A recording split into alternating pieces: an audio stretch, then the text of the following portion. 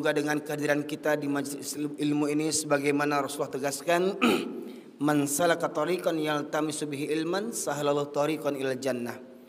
Barang siapa yang senantiasa menempuh perjalanan untuk menuntut ilmu agama, maka Allah mudahkan baginya jalan menuju ke surga. Amin ya rabbal alamin. Salawat dan salam kita aturkan kepada junjungan kita Nabi besar Muhammad sallallahu alaihi wasallam, yang dengan diutusnya beliau menjadi rahmat bagi seluruh sekalian alam. Bapak sekalian, sebelumnya saya aturkan pula ribuan terima kasih jazakallah khairan kepada seluruh pengurus yang telah berkenan menghadirkan saya di musola ini dalam rangka safari dakwah saya yang ketiga untuk daerah Riau, khususnya Pekanbaru dan sekitarnya. Perlu saya mengadakan safari dakwah ini karena kita melihat kondisi umat Islam kita di akhir zaman ini begitu banyak fitnah, Bapak Ibu sekalian. Bahkan mohon maaf, kita lihat mungkin video yang baru viral akhir-akhir ini ada di Jawa Barat kalau tidak salah, seorang yang mengaku ustadz atau wali Allah dengan kumis yang gondrong, rambut yang gondrong, yang kononnya bisa berbahasa dengan bahasa semut, ya. Bahkan dia sudah mengaku 3 tahun gila. Dia mengaku dia gila selama 3 tahun, tapi hebatnya dia gila banyak pengikutnya. Yang pertanyaannya siapa yang gila sekarang ini? Ya. Dia sudah mengaku gila 3 tahun, tapi pengikutnya banyak. Ya, jadi dia gila 3 tahun, muridnya lebih gila lagi, gitu ya. Ya.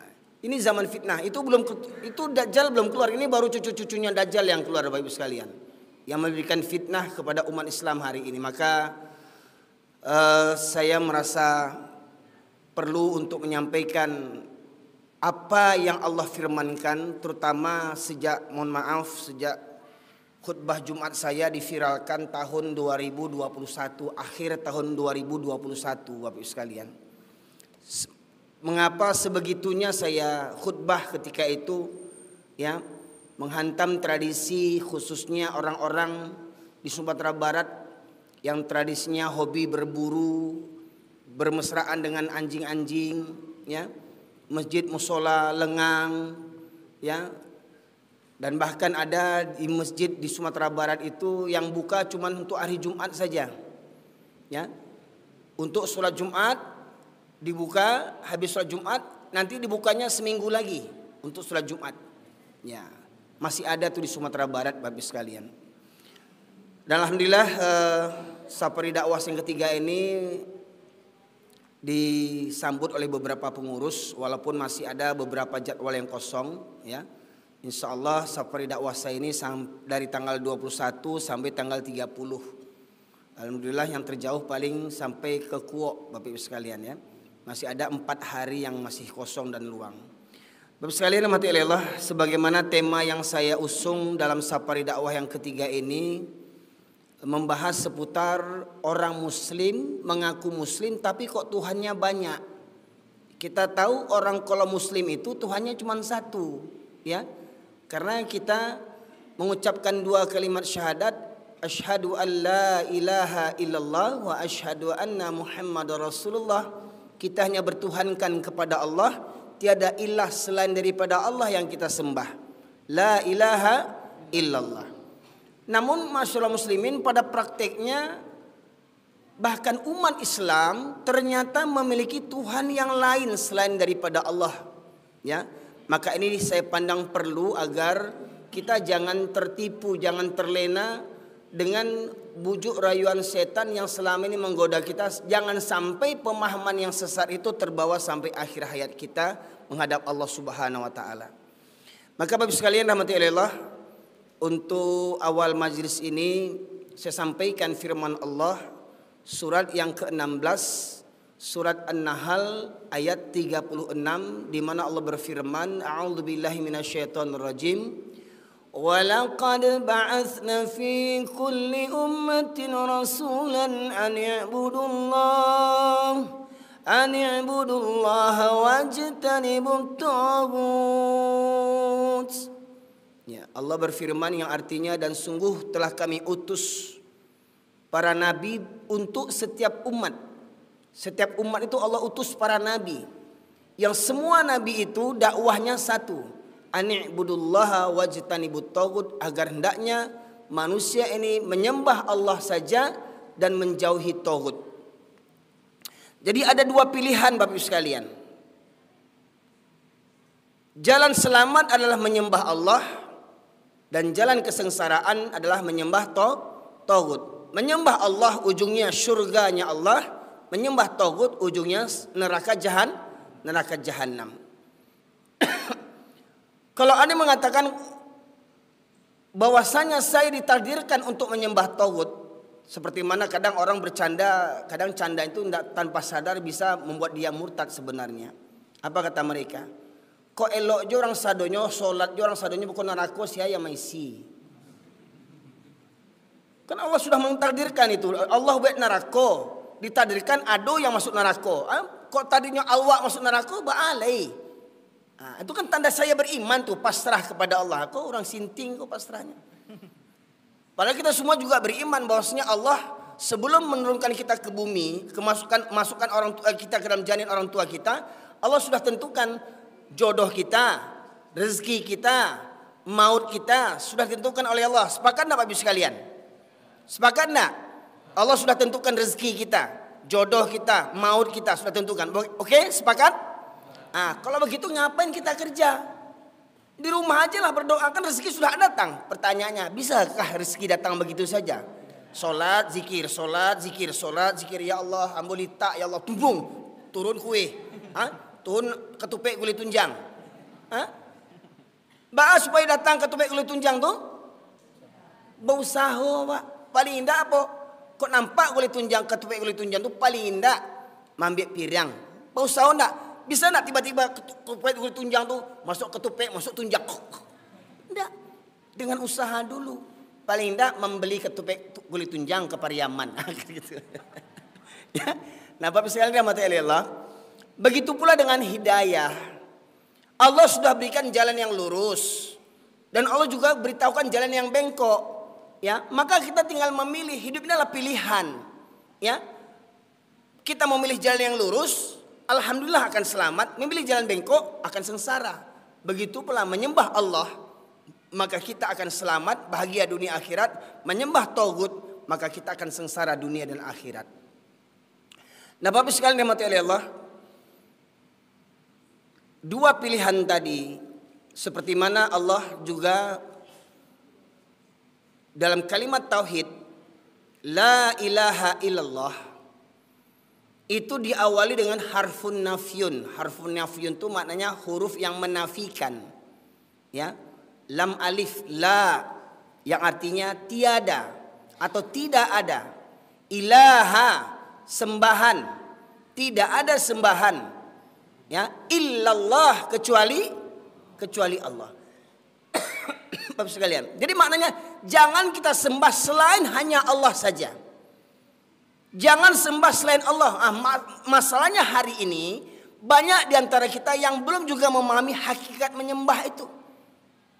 Kita beranggapan menyembah itu hanya dalam sholat, ya, hanya dalam sebatas ibadah mahdhah saja.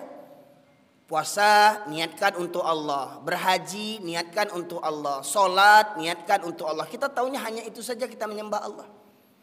Maka nanti kita akan kupas. Maka saya minta ada yang mendampingi saya membacakan terjemahan. Bapak sekalian, bertahun-tahun saya belajar di pesantren. Setelah saya keluar di pesantren tahun 95 sampai saat ini, ketika saya menjadikan tuntutan bagi saya untuk memperbanyak membaca referensi-referensi, terutama Al-Quran. Ketika semakin sering Al-Quran dibaca, terutamanya dengan terjemahannya, seakan-akan kita baru tahu ada ayat seperti begini. Ya, maka saya anjurkan kepada Bapak Ibu sekalian, ingat, Al-Quran mukjizat Rasulullah yang terbesar. Al-Quran Allah turunkan untuk sebagai yang paling utama, untuk sebagai pedoman dan petunjuk bagi kita. Namun bagaimana Al-Quran karena jadi petunjuk? Al-Quran berbahasa Arab dan kita bukan orang Arab, ya. Dan kebanyakan kita tidak pernah belajar, mungkin jarang, yang sedikit di antara kita yang belajar bahasa Arab. Maka kita membaca Quran harus didukung dengan terjemahannya Bapak sekalian. Alhamdulillah dengan peristiwa Palestina akhir-akhir ini, peristiwa Palestina akhir ini mendunia, sampai orang-orang kafir di Eropa itu ya terkagum-kagum dengan keimanan orang Palestina. Ketika orang Palestina dibiarkan oleh saudara-saudara muslimnya, oleh raja-raja Islam, penguasa-penguasa Islam, tidak ada yang peduli kepada pembelaan terhadap saudara kita di Palestina, namun orang Palestina hanya bergantung kepada Allah saja. Keyakinan orang Palestina itu, bahkan kita melihat ketika orang Palestina dibantai, ada yang terkorban, anak-anak kecil ini ya dibawa ke rumah sakit, dioperasi karena luka, kena pecahan peluru senjata, kakinya keluar, tulangnya keluar, dioperasi tanpa obat bius. Tidak mekik-mekik itu anak Palestina itu. Bahkan anak Palestina melantunkan ayat-ayat Al-Quran, subhanallah. Ya, hingga akhirnya orang-orang di Eropa yang bahkan yang tidak beragama, yang tidak percaya dengan agama, akhirnya mereka berpikir, kenapa orang Islam di Palestina begitu tegar mereka menghadapi cobaan begitu. Hingga akhirnya mereka beli Al-Quran berbahasa dengan bahasa mereka masing-masing. Mungkin ada Al-Quran berbahasa Prancis, ada Al-Quran berbahasa Jerman, ada Al-Quran berbahasa Inggris. Mereka belum pandai baca Al-Quran, mereka baru membaca terjemahannya dengan bahasa mereka. Apa yang terjadi? Ribuan orang di Eropa sekarang masuk Islam, Bapak Ibu sekalian. Sholat Idul Adha kemarin di Rusia, kalau Bapak Ibu lihat, Masya Allah, penuh jalan-jalan itu, di jalan mereka sholat Idul Adha, Bapak Ibu sekalian, sekian penuhnya masjid di Eropa itu. Dan Soviet dulu negara komunis, sekarang Islam marak di sana, Bapak Ibu sekalian. Hanya dengan membaca terjemahan bahasa Inggris, Quran bahasa Inggris, mereka dapat hidayah. Pertanyaannya, kita yang sudah Islam 7 keturunan, dengan baca Quran dapat hidayah enggak? Nah, maka akan kita lihat Bapak sekalian. Ya. Yang pertama tadi ayat yang saya sebutkan tadi, surat An-Nahl ayat yang ke-36, bahwa perintah Allah kepada seluruh nabi, ribuan nabi diutus oleh Allah Subhanahu wa taala ke muka bumi ini, dan 25-nya yang wajib kita ketahui, semua dakwah para nabi itu satu dakwahnya. La ilaha illallah, ani'budullah wajtanibut taghut, agar mereka menyembah Allah dan menjauhi taghut. Nah, secara bahasa Bapak sekalian, taghut ini secara bahasa taghut ini melampaui batas. Melampaui batas dalam kemaksiatan, ya. Bahkan menjadikan makhluk ya yang ditaati, yang dicintai, yang ditakuti melebihi cinta dan takut kepada Allah Subhanahu wa taala. Ya. Nah, sekarang kita lihat, silakan dibuka surat An-Nazi'at.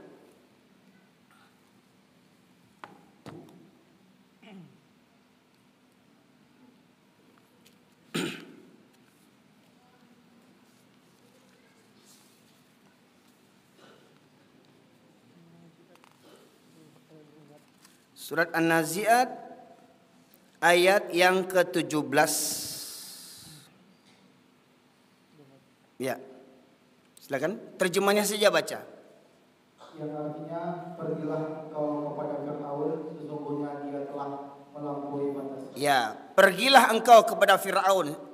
Siapa nabi yang berhadapan dengan Fir'aun, Bapak Ibu sekalian? Nabi Musa alaihissalam. Perintah Allah, pergilah engkau kepada Fir'aun. Di ujung kalimat, mohon maaf, tolong ayatnya dibaca situ.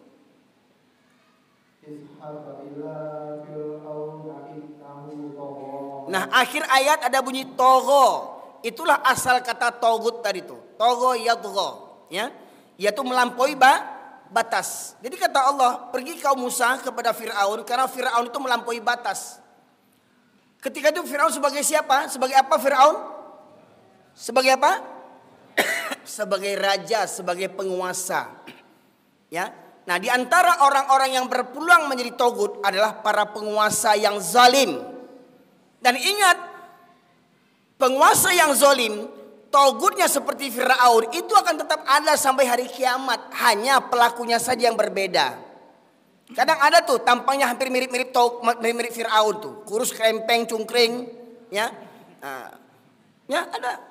Tampangnya di zaman ini yang tampangnya macam Fir'aun tampangnya. Kalau kita lihat foto-foto Fir'aun, mirip kali wajahnya. ada di negeri Konoha tuh, ya. Nah, tampang Fir'aun, zalim, ya, membunuh 700 orang rasa nggak ada punya dosa, ya, membantai orang-orang kaum muslimin nggak punya rasa dosa, ya. Nah, ada Fir'aun yang begitu di zaman ini, Pak Ibu sekalian, ya, yang melampaui batas, penguasa-penguasa yang melampaui batas, orang yang punya pangkat jabatan yang melampaui batas, yang mereka berlaku zalim seakan-akan mereka tidak takut kepada Allah. Bahkan ada seorang pengamat politik mengatakan hebatnya di negeri Konoha, ya, karena kenapa tidak bisa maju? Karena tidak ada yang ditakuti. Bahkan Tuhan saja di negeri ini tidak ditakuti. Tuhan saja di negeri ini tidak ditakuti. Banyak pejabat-pejabat disumpah dengan Al-Quran, tetapi mereka melanggar sumpah mereka. Seakan-akan apa? Seakan-akan tidak ada hari kiamat, tidak ada hari perhitungan, tidak ada hari pengadilan.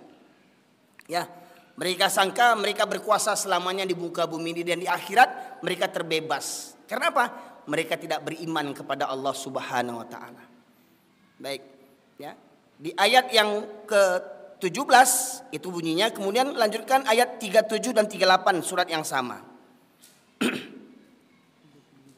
Ya. 37 sampai 39. Ya. Yang artinya maka adapun orang yang melampaui batas. Maka adapun orang-orang yang melampaui batas, kata Allah, lanjut. Dan lebih mengutamakan kehidupan dunia. Ya, lebih mengutamakan kehidupan dunia. Orang yang melampaui batas cintanya kepada dunia. Boleh kita cinta dunia, jangan tinggalkan dunia. Tapi ingat, jangan melebihi cinta kita kepada Allah dan Rasul. Ada orang cinta dunia, bangun tidur kerja yang dipikirin, sholat subuh enggak.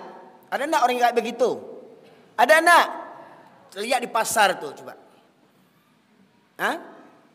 Alun jago orang lain masih lalu orang lah, banyak orang di pasar tuh menyiapkan galehnya. Pertanyaannya, berapa banyak yang sholat? Dan tanya pula, kebanyakan yang penggaleh itu orang Islam atau orang kafir? Rata-rata orang Islam, ya. Sarami itu orang dekat pasar dengan masjid. Seberapa banyak yang masuk masjid orang di pasar itu, Bapak sekalian. Ya, melampaui batas cintanya kepada dunia itu melampaui batas. Sampai lagunya tercipta, ya. Aku tercipta hanya untukmu, hidupku hampa tanpa dirimu. Katanya, aku tercipta hanya untukmu, katanya. Terus, wa ma khalaqtul jinna wal insa illa liya'budun, di mana? Dan tidaklah aku ciptakan jin dan manusia, kata Allah, kecuali untuk beribadah kepadaku. Tak bagi mereka yang mampu cinta ini, aku tercipta hanya untukmu. Hidupku hampa tanpa dirimu. Terus Allah mau dikemanakan? Putus cinta, dia hampa hidupnya. Ya, mati pacarnya, mati suaminya, mati istrinya, hampa hidupnya. Terus apakah hidupnya untuk manusia? Apakah bukan untuk Allah hidupnya? Ya, tanpa sadar orang mabuk cinta begitu. Begitu pula orang yang mabuk cinta negeri. Bahkan cinta negeri pun bisa melantui menjadi murtad. Apa contohnya? Lagunya yang kita diajarkan dulu. Diajarkan supaya kita sesat. Apa lagunya? Padamu negeri kami berbakti, bagimu negeri jiwa raga kami. Lagu murtad. Siapa yang meyakini hakikat lagu itu bisa murtad, musyrik dia. Bagimu negeri jiwa raga kami, haram hukumnya. Jiwa raga kita untuk siapa? Untuk Allah jiwa raga kita, bukan untuk negeri yang koruptor ini, Bapak Ibu sekalian. Ya, sadar enggak kita waktu kecil diajarkan lagu-lagu itu dulu? Cuman waktu kita kecil kurang akal, maka sekarang berpikir kita dengan akal yang sehat. Jangan sampai tua-tua ini masih geblek juga lagi. Ya, Bapak Ibu sekalian. Nah, itu beberapa ayat berkaitan tentang masalah tauhid. Dan apapun orang-orang yang melampaui batas, kata Allah, ya, yang cintanya kepada dunia melampaui batas. Jadi tauhid itu termasuk siapa? Bisa jadi tauhid itu ya kita juga, yang cinta kepada dunia dengan terlampau batas. Demi pangkat dan jabatan tidak peduli, mau menghantam orang, mau membunuh orang, mau menipu orang, ya, mau dengan korupsi, nggak peduli. Yang penting bagaimana supaya dapat jabatan, kayak mana supaya jadi presiden, jadi anggota dewan, mau jadi gubernur, mau jadi wali kota, nggak peduli. Mau orang mati, mau tidak, mau orang terzolimi atau tidak, yang penting saya berkuasa. Itulah Togut tadi Bapak Ibu sekalian. Menghalalkan segala cara. Kira-kira ada enggak tipe-tipe togut di zaman kita ini? Hah? Oh banyak kali, waktu calik-calik kemarin tuh banyak tuh. Ya, calik-calik koruptor. Ya. Itu Bapak Ibu sekalian. Nah kemudian Bapak Ibu sekalian, kita akan mengungkapkan beberapa ayat yang menyebutkan kata-kata togut di situ. Ya. Silakan buka surat An-Nisa. Surat An-Nisa ayat yang ke-60. Surat An-Nisa ayat 60. Silakan baca terjemahannya. Surat An-Nisa ayat 60 yang artinya, tidakkah engkau Muhammad memperhatikan orang-orang yang mengaku bahwa mereka telah beriman kepada apa yang telah diturunkan kepadamu dan kepada apa yang diturunkan sebelummu, tetapi mereka masih menginginkan ketetapan hukum pada Tauhid. Ulang balik, tetapi mereka sebelumnya. Tetapi mereka masih menginginkan ketetapan hukum pada Tauhid. Tetapi mereka masih menginginkan ketetapan hukum kepada Tauhid. Bercerita tentang hukum tapi dikaitkan dengan Tauhid. Maknanya apa? Di awal ayat Allah sebutkan, tidakkah kau perhatikan orang yang mengaku beriman kepada apa yang diturunkan kepadamu dan apa yang diturunkan sebelum kamu. Maknanya apa itu? Apa yang diturunkan sebelum Nabi Muhammad? Kitab-kitab, Taurat, Zabur, Injil dan Al-Quran. Ada orang yang mengaku beriman kepada Al-Quran, ya, tetapi meminta ketetapan hukum kepada Tauhid. Apa maknanya itu? Dari sini Bapak Ibu sekalian bagaimana memahaminya? Maknanya apa? Hukum yang tak sesuai dengan Al-Quran itu namanya hukum Tauhid. Percaya atau tidak, terima atau tidak. Karena ada kelompok-kelompok Islam hari ini ketika membahas tentang masalah Tauhid, wah mereka, ini khawarid, ya. Semua Tauhid. Ini firman Allah yang menyebutkan. Banyak kelompok-kelompok Islam yang ketika dibahas tentang Tauhid banyak yang takut. Banyak yang meradang ketika dibahas tentang Tauhid. Bahkan mohon maaf, banyak yang dipenjara karena pengajian Tauhid ini Pak Ibu sekalian. Bagi saya apa yang mau saya takutkan? Ini firman Allah, mau ditangkap saya tangkap. Ibu sekalian. Ini ayat harus disampaikan kepada umat Bapak sekalian. Ya. Tolong Bapak sekalian, yang punya Quran Android silahkan buka. Silahkan buka di screenshot. Nanti di rumah catat ya. Di rumah nanti buka lagi, renung-renungkan lagi. Ya, syukur-syukur alhamdulillah kalau Bapak sekalian punya tafsir Ibnu Katsir misalkan, ya. Atau tafsir apa saja. Ya, asalkan jangan tafsir Al-Misbah, ya. Punya profesor yang gila itu, ya. Jangan buka itu. Itu profesor gila yang mengarang itu, Al-Misbah itu. Ya. Ya, profesor kurang ajar yang mengatakan Nabi Muhammad tidak dijamin masuk surga. Itu profesor di negeri Konoha itu. Ya. Nah, silakan dibuka tafsir surat An-Nisa ayat 60. Ya. Nah, kita ulang balik terjemahannya. Tolong disimak Pak Ibu sekalian. Tolong disimak. Tidakkah engkau memperhatikan orang-orang yang mengaku bahwa mereka telah beriman kepada apa yang telah diturunkan kepadamu dan kepada apa yang telah diturunkan sebelummu. Ya. Maknanya dalam kalimat tadi ada pertanyaan, tidakkah kau perhatikan? Maknanya apa? Allah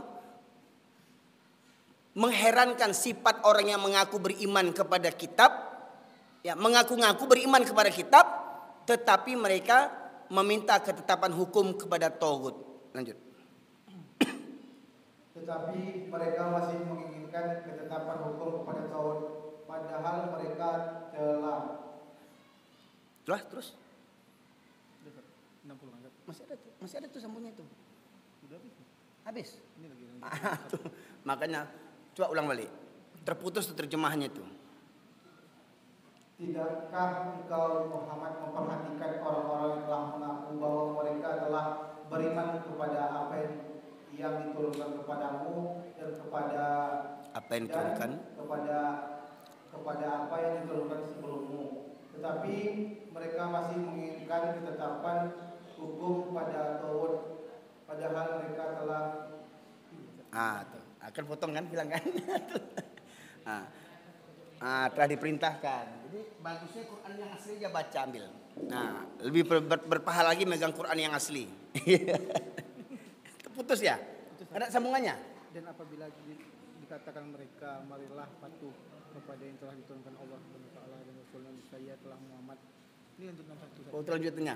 Oh, ya. Surah An-Nisa. Bapak Ibu sekalian, saya mengajak Bapak Ibu sekalian tolong nanti ayat ini dibuka-buka ya. Jadi mohon maaf kalau saya ditangkap karena ayat ini, Bapak Ibu jadi saksi semuanya. Iya, betul Pak. Di negeri Konoha ketika kita membaca Al-Quran, mohon maaf Pak, di negeri Konoha untuk MTQ dapat juara, menghafal Al-Quran dapat juara, tapi mengamalkan Al-Quran dapat penjara. Bapak Ibu sekalian, lihat nanti Bapak Ibu sekalian ya. Nah, pertanyaannya, betulkah kita ini negara yang muslimnya terbesar di dunia? Betul Pak?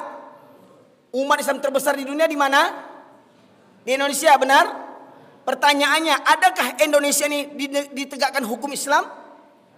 Kenapa? Apa alasannya? Kenapa kita harus Islam terbesar di dunia tetapi tidak mengamalkan syariat Islam? Apa alasannya? Toleransi. Kepada siapa?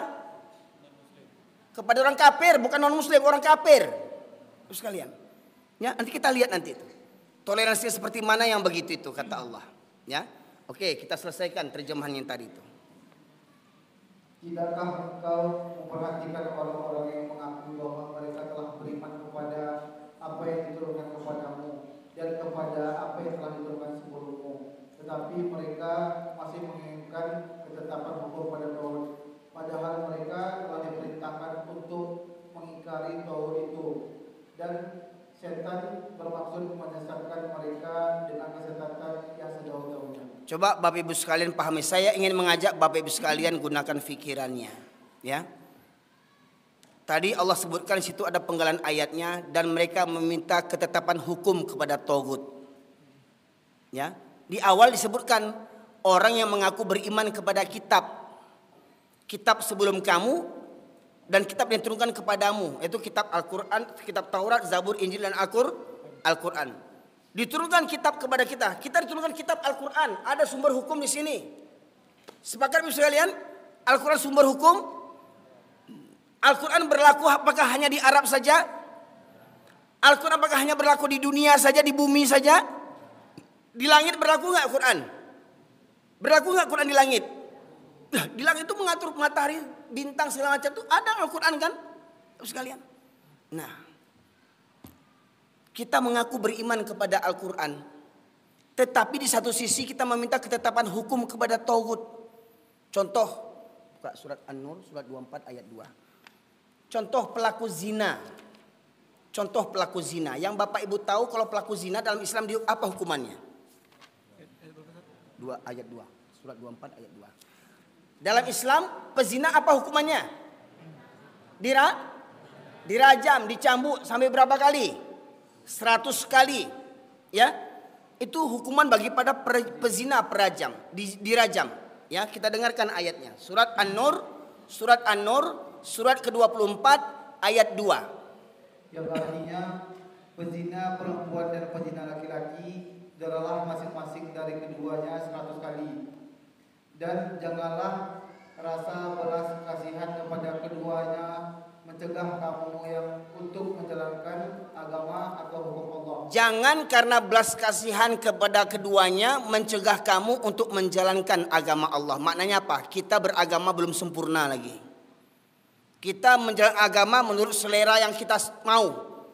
Sebagian kita pakai, sebagian kita tinggalkan. Ya. Nah, itu Bapak Ibu sekalian.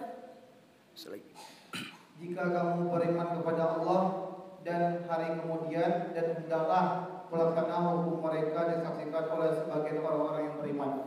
Ini ketetapan Allah bagi makhluknya, bagi hambanya. Pertanyaannya, kita hambanya enggak? Kita hambanya enggak? Kita jalankan enggak perintah ini? Enggak tanggung, sholat rajin, puasa rajin, haji rajin, umrah rajin, jidat hitam, jenggot panjang, jubah gantung, sorban gede. Tapi hukum Allah tidak kita jalankan. Sibuk dengan zikir, ibadah, haji, umrah. Tapi hukum Allah tidak kita tegakkan. Tolong renungkan balik terjemahannya. Ulang. Terjemahan. Renungkan balik. pezina perempuan dan laki-laki, daralah masing-masing dari keduanya 100 kali, dan janganlah rasa belas kasihan kepada keduanya, mencegah kamu untuk menjalankan agama hukum Allah. Jika kamu beriman kepada Allah dan hari kemudian. Jika kamu beriman kepada Allah dan hari kemudian. Maknanya apa? Jika orang Indonesia ini mengaku mayoritas Islam terbesar di dunia beriman, maka niscaya hukum ini akan dijalankan. Kalau orang Indonesia beriman kepada Allah dan beriman kepada hari akhirat. Pertanyaannya, dengan tidak menjalankan hukum ini, apakah orang Indonesia benar imannya? Pertanyaan Bapak Ibu sekalian. Apa kata Allah tadi? Jangan karena belas kasihan kepada keduanya mencegah kamu untuk menjalankan hukum Allah atau agama Allah jika kamu beriman kepada Allah dan kepada hari kemudian. Jadi kalau kita mengaku mayoritas beriman kepada Allah Subhanahu wa taala, maka semestinya hukum ini dijalankan. Ya. Makanya kalau ingin Indonesia ini selamat, ya. Kemarin ceramah saya di bulan Mei kemarin ya, saya sampaikan kalau Indonesia ini, negeri Indonesia ini tidak berhukum kepada Allah, cepat atau lambat Indonesia ini kan pudur. Sekalian. Ya. Sehebat apapun undang-undang manusia, sehebat apapun undang-undang manusia, lebih hebat mana dengan undang-undang Allah Subhanahu wa taala? Hukum Allah. Kurang ajarnya manusia, mereka buat undang-undang sendiri, mereka buat hukum sendiri untuk mereka, dan mereka mengabaikan hukum Allah Subhanahu wa taala. Itu kurang ajar namanya. Kita makhluk yang hina mengaku setara dengan Allah, berhak membuat undang-undang, membuat hukum-hukum dan kalama dia awak seorang aja. Ya. Baik sekalian. Jadi hukum, tolong silahkan yang menyaksikan ini, ulama-ulama tolong bahas ini, ulama-ulama ya, tamatan Timur Tengah kah, Timur Pinggir kah, Timur Selatan kah, yang LC kah, yang WC kah gelarnya, tolong bahas ini. Terus sekalian.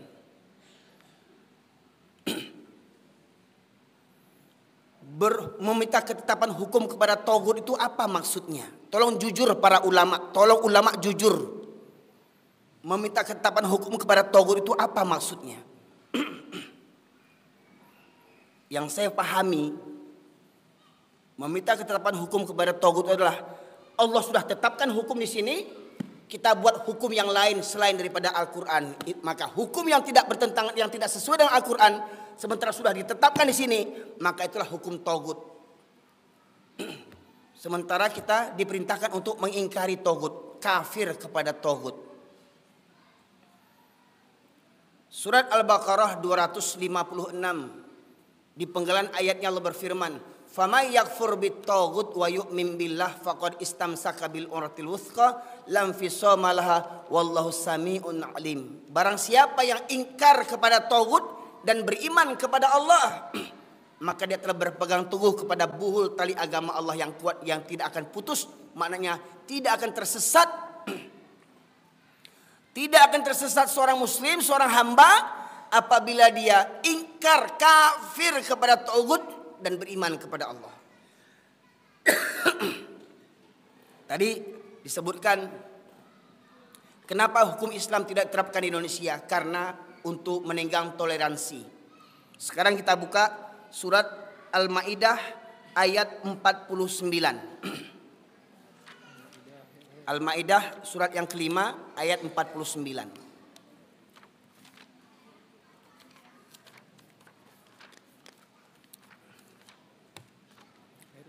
Ayat 49.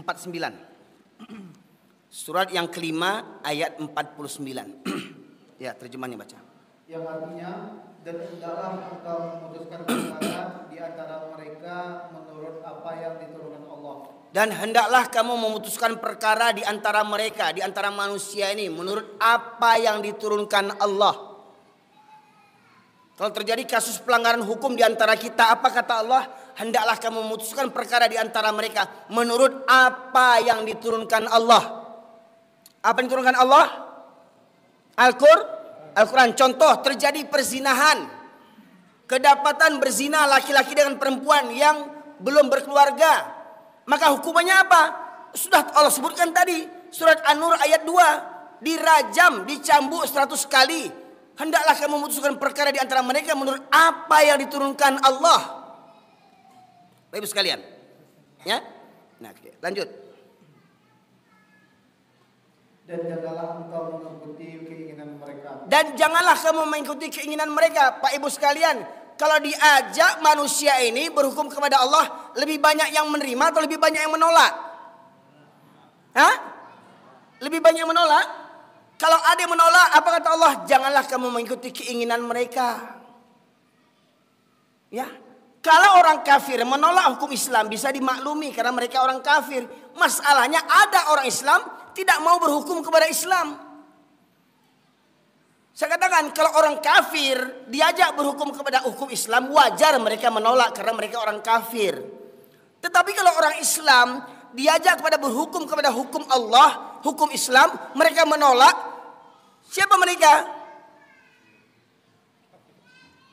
Secara zahir mengaku Islam, tetapi batinnya adalah munafik. Dan ingat, munafik ini nerakanya, neraka yang lebih dahsyat daripada nerakanya orang kafir. Karena apa? Orang munafik ini dia tahu, tapi pura-pura tidak mau tahu. Ya, yakin tidak Bapak sekalian? Hukum yang terbaik hukum Allah. Yakin tidak? Tapi kenapa nggak terapkan hukum Allah? Bapak sekalian, lanjut. Dan waspadalah terhadap mereka. Dan waspadalah terhadap mereka. Jadi jangan kita turuti orang yang tidak mau dengan syariat Islam. Bapak sekalian, ya, lanjut. Jangan sampai mereka memperdayakan engkau terhadap sebagian apa yang diturunkan Allah kepadamu. Jika mereka berpaling dari hukum yang telah diturunkan Allah, maka ketahuilah bahwa sesungguhnya Allah berkehendak menimpakan musibah kepada. Ya, lanjut, ulang lagi. Dan maka ketahuilah bahwa sesungguhnya Allah berkehendak menimpa musibah kepada mereka yang disebabkan sebagai dosa sebagian. mereka. Ya. Maka ketahuilah Allah akan menimpakan musibah. Ya. Dan jika mereka berpaling dari apa yang diturunkan Allah, apa kata Allah? Maka ketahuilah Allah akan menimpakan musibah. Jadi kalau kita tidak berhukum kepada hukum Allah, cepat atau lambat musibah akan datang silih berganti. Terasa enggak itu? Merasa enggak? Musibah enggak habis-habis. Oh alhamdulillah Ustaz, kami di Pekanbaru enggak dapat musibah. Tanya dulu.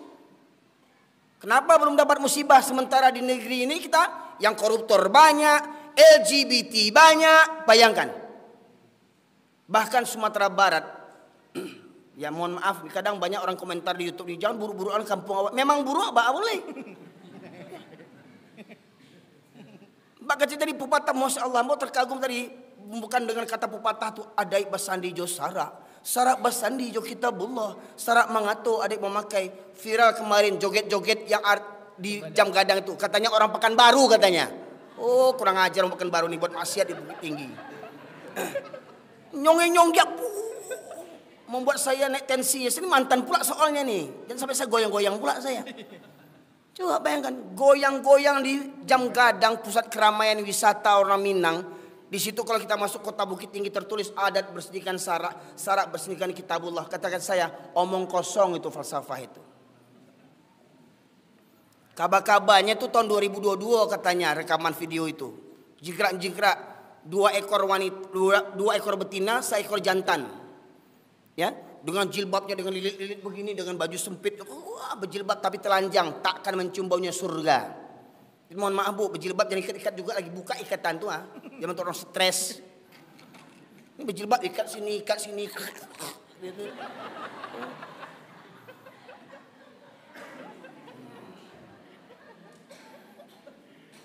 Buka surat Al-Ahzab ayat 59. Jilbab itu sejenis baju kurung yang lapang. Baju kurung yang lapang, bukan baju belejin.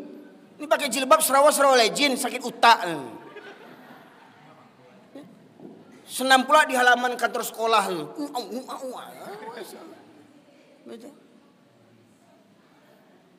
Ya. Jadi ingat Ibu sekalian, surat Al-Maidah ayat 49 ya. Jika ya kita menolak apa yang diturunkan Allah, maka Allah akan menimpakan musibah kepada kita. Ya. Baca ayat berikutnya. Ya, artinya. Dan sesungguhnya kebanyakan manusia adalah orang-orang yang fasik. Terus. Apakah hukum jahiliyah yang mereka kendaki? Siapakah yang lebih baik daripada hukum Allah bagi orang-orang yang meyakini agamanya? Apakah hukum jahiliyah yang mereka kendaki? Maka hukum siapakah yang lebih baik daripada hukum Allah Subhanahu wa taala? Maknanya apa? Hukum di luar hukum Allah adalah hukum jahiliyah. Kalau di masa Rasulullah disebut kaumnya kaum jahiliyah di masa Rasulullah, wajar. Ya, Nabi baru lahir. Al-Quran belum ada. Wajar mereka jahiliyah. Wajar kakek-kakek paman-paman Nabi Muhammad jahiliyah menyembah berhala. Karena apa? Dakwah Islam belum turun. Al-Quran belum sempurna. Ini kita, Nabi sudah turun. Sempurna dakwah Nabi. Al-Quran macam-macam sekarang nih. Ada yang terjemahan, ada yang tadi anak kita baca untuk tafsirnya. Ada terjemahan perkata. Ada Al-Quran Android. Ada Al-Quran ditekan pakai pena, keluar suaranya. Mudah sekarang belajar Al-Quran. Memahami Al-Quran. Bapak sekalian. Tapi semakin canggih keilmuan sekarang, makin banyak orang yang ingkar kepada Al-Quran. Tidak mau belajar Al-Quran. Karena apa? Tidak bawa untung dunia. Oh, tapi kalau kuliah bahasa Inggris, bahasa Jerman, bahasa Korea, biar nanti laku kerja, nanti terima melamar pekerjaan. Baca Quran nggak ada yang tanya orang. Makanya bagus sekali kalau ingin cari menantu, jangan tanya bahasa Inggrisnya. Tanya, pandai enggak baca Quran? Pandai Bu, kasih dah baca Quran. Kacamata tinggal Bu, pinjamkan kacamata. Oh enggak cocok Bu, pergi kita ke toko kacamata. Antar dia ke toko kacamata, pilih mana yang cocok sama kamu. Kalau lagu enggak tanggung bahasa Korea, Sakurata lagu Korea. Sinio. Tapi ketika baca Quran,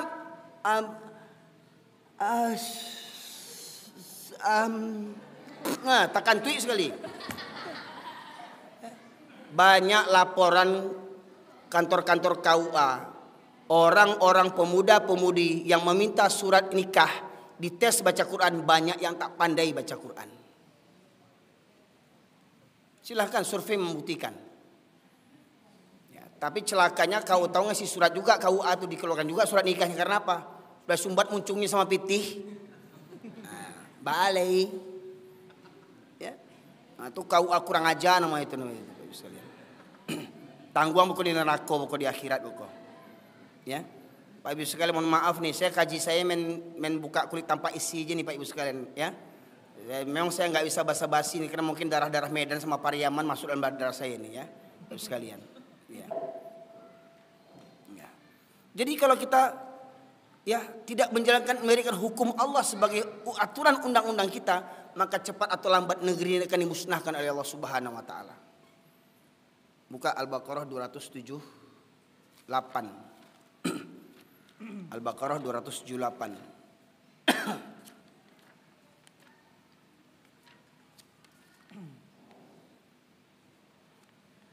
Yang artinya, wahai orang-orang yang beriman, bertakwalah kepada Allah dan tinggalkanlah sisa riba. Wahai orang-orang yang beriman, bertakwalah kepada Allah dan tinggalkan sisa riba. Maknanya apa? Kalau dulu kita nggak tahu hukum riba, beli rumah kredit riba, beli motor kredit riba, terlambat dapat denda, nggak terbayar tarik lagi motornya, riba. Ya, beli rumah pakai riba, menikah hutang riba, kuliah hutang riba, itu haram hukumnya. Apa kata Allah? Hai orang-orang yang beriman, bertakwalah kepada Allah dan tinggalkan sisa riba. Kalau dulu kita nggak tahu hukum riba, sekarang udah tahu, tinggalkan. Jadi mohon maaf, jangan bangga kerja di Bank BRI, Bank BNI, jangan bangga kerja di bank. Jangan bangga, oh anak mau kerja di bank, jangan bangga, cilako tuh. Oh gaji gadang, yo gadang kena rako beko. Jangan bangga mana. Lebih baik menantu tukang tempel benen daripada tukang bank lagi. Terus sekalian. Ya. Cuman ya tempel benen itu karingnya busuk. Ya. Kerja di bank harum karingnya di AC, tapi narako juangnya. Di teki cua di nantarang awak. Bangga mana menantu ju pegawai bank. Terus sekalian. Ya. Lebih selamat menantu ju tukang bengkel. Tuh, tinggalkan sisa riba. Lanjut, terjemahan berikutnya. Jika kamu orang yang beriman. Jika kamu orang yang beriman. Kalau beriman, tinggalkan riba. Nggak mau tinggalkan riba, jangan ngaku-ngaku beriman. Masih riba juga lagi. Hah? Pinjam uang ke bank BNI. Ya, minjam 4 juta, dibayar 6 juta. Beranak uang tuh. Ya, haram hukumnya. Ya, lanjut. Jika kamu tidak melaksanakannya, maka umumkanlah perang dari Allah dan Rasulnya. Jika kamu tidak melaksanakannya, maka umumkanlah perang dari Allah dan Rasul. Pak Ibu sekalian, pelaku riba Allah dan Rasul yang memeranginya. Allah langsung dan Rasul yang memeranginya, pelaku riba. Siapa tentara Allah? Angin tentara Allah enggak? Gunung tentara Allah enggak? Air tentara Allah enggak? Batu tentara Allah enggak? Kun fayakun kata Allah, tak jadi galodoh hancur Bukit Tinggi. Hah? Kun fayakun dibantai tsunami gempa bumi hancur kota Aceh, hancur Sumatera Barat 2009. Itu tentara Allah. Pertanyaannya, negeri kita ini terbebas enggak dari riba? Pertanyaannya, berapa hutang riba negeri ini? Banyaknya berapa? Bagi saya 10 juta tuh banyak. Bagi saya ya. Pak, berapa hutang riba negeri ini, Pak? Hampir ya 9.000 triliun tuh kalau dikumpulkan duitnya nggak cukup segudang surau ini, Pak Ibu sekalian. Triliun, 9 triliun. Ya. Hutang riba. Jadi pada hakikatnya negeri ini dah memang layak untuk dibenam negeri ini, Pak Ibu sekalian. Mohon maaf, bukan saya mendoakan Indonesia ini hancur, enggak. Indonesia pasti hancur. Pasti hancur. Nih saksi-saksi nih, video-video saya direkam nih saksi-saksi nih. Kenapa saya bilang Indonesia pasti hancur? Yang pertama tadi Al-Maidah ayat 49. Kalau kita tidak menjadikan Al-Quran sebagai pedoman hidup, sebagai undang-undang, maka Allah akan timpakan musibah kepada kita. Yang kedua, surat Al-Baqarah 278, 279. Pelaku riba, Allah yang mengumumkan perang, Allah dan Rasul langsung mengumumkan perang bagi pelaku riba. Pertanyaannya, negeri ini berapa hutang ribanya? Itu sudah layak, Pak, negeri ini diperangi, Pak. Sudah layak bagi Allah nih. Tapi kita nggak sadar-sadar juga lagi. Ada yang bilang taat sebelum pemimpin, taat kepala otakmu.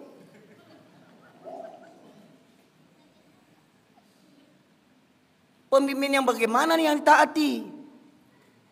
Ya. Racunnya selalu, ya ayyuhalladzina amanu atiiullah wa atiiur rasul wa ulil amri minkum. Wahai orang beriman, taatlah kepada Allah, taatlah kepada Rasul dan ulil amri di antara kamu. Coba suruh jujur. Dalam kalimat surat An-Nisa 49 itu bunyinya bagaimana? Ya. 59. Ya ayyuhalladzina amanu, wahai orang yang beriman. Atiiullah, taatilah Allah, wa atiir rasul, taati Rasul, wa ulil amri minkum. Ulil amri itu tidak ada perintah atiunya. Paham enggak? Maknanya apa? Taat pada Allah dan Rasul itu mutlak. Mutlak taat pada Allah dan Rasul. Tapi taat kepada ulil amri bergantung bagaimana ulil amrinya. Kalau ulil amrinya taat pada Allah dan Rasul, wajib kita taat.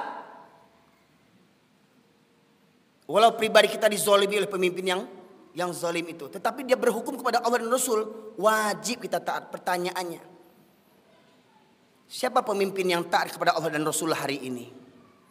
Adakah mereka taat kepada Allah dan Rasulnya? Ada mereka takut kepada Allah dan Rasul? Kalau mereka takut, hentikan riba. Pak Ibu sekalian, mohon maaf, saya siap menanggung resiko kajian ini Pak Ibu sekalian. Memang kajian yang berat, kajian tauhid ini yang paling berat Pak Ibu sekalian. Oh karibana kaji Ustaz tuh yo, pertanyaannya Nabi Muhammad kajinya lembut enggak? Lembut enggak dakwah Nabi Muhammad SAW? Lembut enggak? Pertanyaannya, dicintai enggak Rasulullah di kampungnya? 13 tahun Rasulullah berdakwah di kampungnya, dicintai umatnya enggak? Dicintai kaumnya enggak? Kadibunuah Nabi. Nabi kadibunuah. Pak Ibu sekalian. Ya. Tadi saya sebutkan, semua Nabi perintahnya satu dari Allah.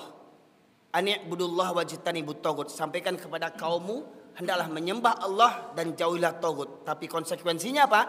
Konsekuensi dakwah tauhid ini, buka surat Al-An'am, surat yang ke-6 ayat 112. Ayat 112.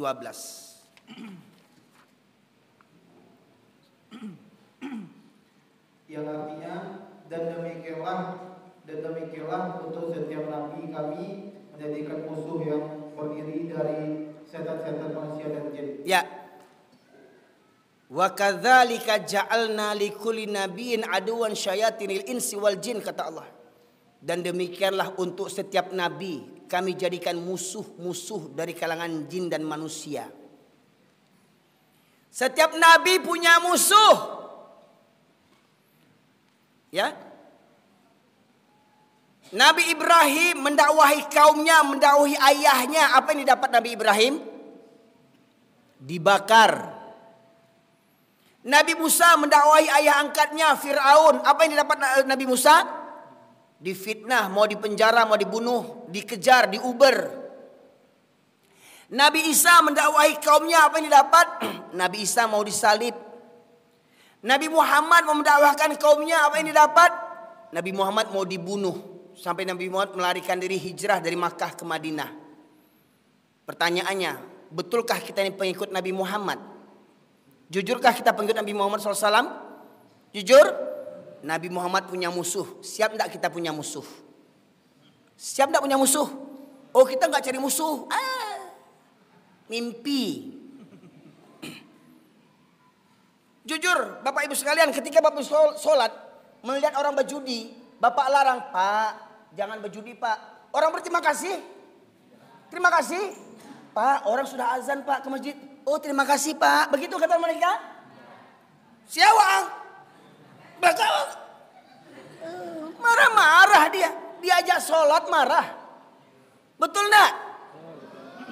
Ibu-ibu mengajak kawan-kawan yang lain. Uni ayo berjilbab. Ini soal di mana kau ninja kau mah. Sasek kau.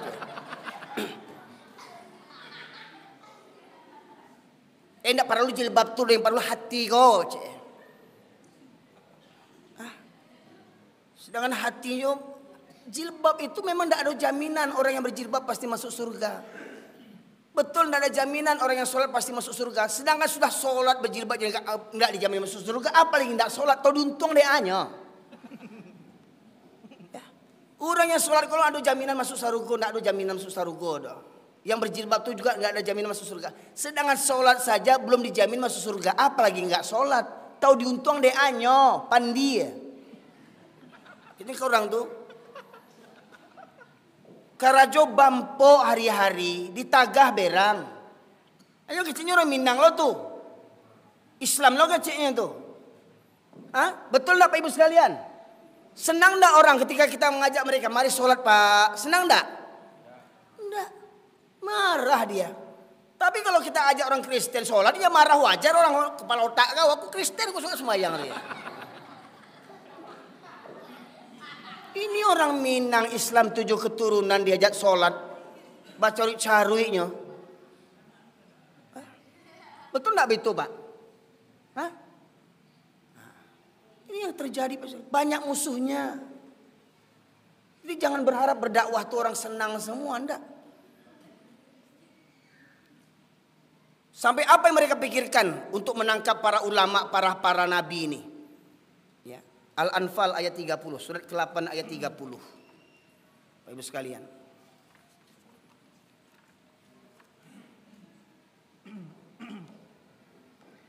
Yang artinya, dan ingatlah ketika orang-orang kafir Quraisy memikirkan tipu daya terhadapmu Muhammad untuk menangkap dan memenjarakanmu dan membunuhmu atau mengusirmu.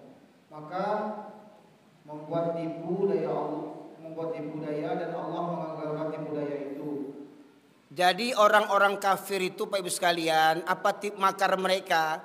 Makar mereka ingin menangkap kita, ingin memenjarakan kita, ingin mengusir kita, ingin membunuh kita. Pak, itu sunatullah dalam memegang kebenaran. Siap diusir, siap dibenci, siap dipenjara, siap dibunuh. Siap enggak kita untuk itu? Siap enggak Pak? Dipenjara, difitnah karena memegang kebenaran. Sebagaimana saya katakan, kalau kita buat lomba MTQ dapat juara, lomba hafiz Quran dapat juara, lomba mengamalkan Al-Quran dapat penjara. Coba terapkan. Ada orang berzina, bapak rajam 100 kali. Basobo orang berzina, tetangga orang berzina, cambuk Pak, cambuk 100 kali. Dapat penghargaan enggak Pak? Ada dapat penjaro. Ya? Baju di orang, mabuk-mabuk orang. Ya, kita tagah, kita larang. Ya, apa kata Rasulullah? Apabila kamu melihat kemungkaran, rubah dengan tanganmu. Basawar baju orang pang. Kira bapak dapat penghargaan enggak kita sama polisi? Kita yang masuk penjara. Betul enggak? Itu. Jadi konsekuensinya tauhid tadi Pak, konsekuensi tauhid itu harus siap menghadapi berbagai macam fitnahan orang-orang yang benci kepada Allah dan Rasulnya serta agama Islam ini. Itu konsekuensinya Pak. Ya. Jadi harus siap kita diperangi, apalagi ketika kita lemah. Pertanyaannya Rasulullah dulu diperangi, ditangkap, disiksa sahabat-sahabat seperti Bilal bin Rabah, ya, Ammar bin Yasir, mendapat tekanan di Makkah, ya. Kenapa? Karena masih minoritas. Betul enggak? Hingga akhirnya Rasulullah hijrah ke Makkah, ke Madinah. Sudah punya kekuatan, baru Rasulullah membebaskan kota Makkah dari berhala-berhala. Itu ketika Rasulullah di Makkah sedang minoritas. Hari ini kita minoritas atau mayoritas? Kita minoritas atau mayoritas? Tapi kita yang tertindas. Tuduhan teroris selalu untuk orang Islam yang teroris itu. Ya, selalu diceritakan ulama-ulama jahat, ulama penjahat. Pertanyaannya, adakah pendeta yang lain-lainnya jahat enggak? Pemimpin-pemimpin agama yang lain itu. Dengar pengakuan mantan pendeta Dr. Yahya Waloni. Apa kerjanya dulu waktu jadi pendeta? Memurtadkan orang Islam. Itu melanggar hukum enggak? Itu Bapak sekalian. Jadi mohon maaf Bapak sekalian. Kaji ini memang kaji tensi tinggi Bapak sekalian. Dan resikonya harus siap. Ditangkap, dipenjara, difitnah, bahkan dibunuh sekalipun. Bapak Ibu sekalian. Saya sampaikan ini makanya saya minta ada penterjemah saya. Kalau saya kena tangkap, ini juga kena tangkap juga nanti. Karena dia yang baca Al-Quran. Nah itu. Bapak Ibu sekalian. Itu sunatullahnya begitu Pak Ibu sekalian. Dalam perjuangan ini. Pertanyaannya siap enggak? Ya. Oh Bapak Ibu ingin surga. Dengan sholat, puasa, zakat, haji, umroh. Cukup itu aja pengen surga. Nah, hati-hati dulu, lihat Al-Baqarah 214. Al-Baqarah 214 buka.